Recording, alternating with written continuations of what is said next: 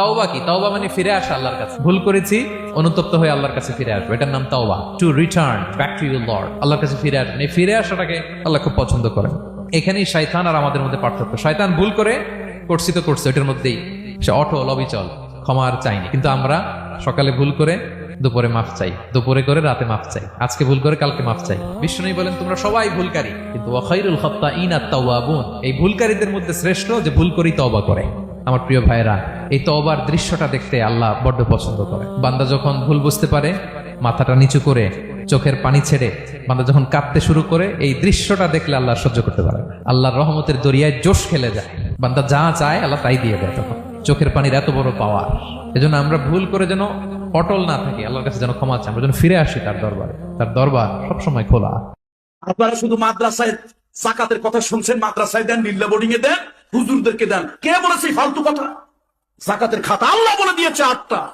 যাকাতের জন্য সব থেকে বড় হকদার হলো, সব থেকে বড় হকদার হলো নিজের নিকট আত্মীয় স্বজন। তাকে যাকাত দেন। তবে ইসলাম একটা সৌন্দর্য বলে দিয়েছে, যাকাত দেবে মনে মনে গোপনে, মুখ দিয়ে উচ্চারণ করবে না। যেমন মায়ের পেটের ভাই, বাবাকে যাকাত দেওয়া যাবে না, মাকে যাকাত দেওয়া যাবে না, দাদাকে যাকাত দেওয়া যাবে না। মায়ের পেটের ভাই আলাদা হয়ে গেছে সেপারেশনের পর।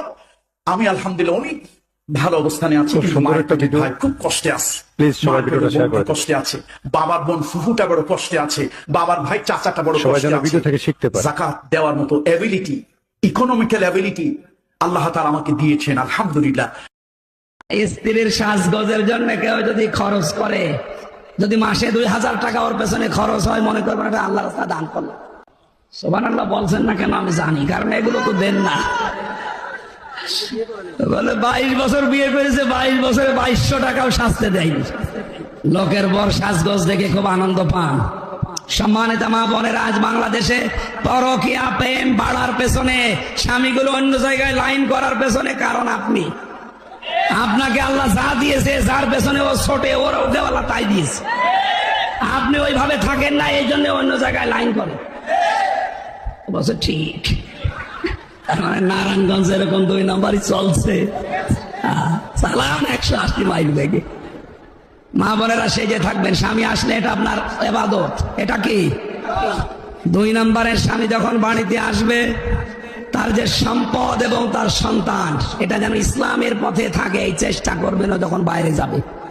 3 নম্বরে স্বামীর মন যেটা চায় ওটা যদি জায়েজ হয়, আবার বলছি, স্বামীর মন যেটা চায় ওটা যদি জায়েজ হয়, জীবন থাকতে মানা লাগবে। আমি সহ যত স্বামী এখানে বসে আছে, প্রত্যেকটা স্বামী চাই বিয়ের পরে আমার মা বাবা যেন আমার সাথে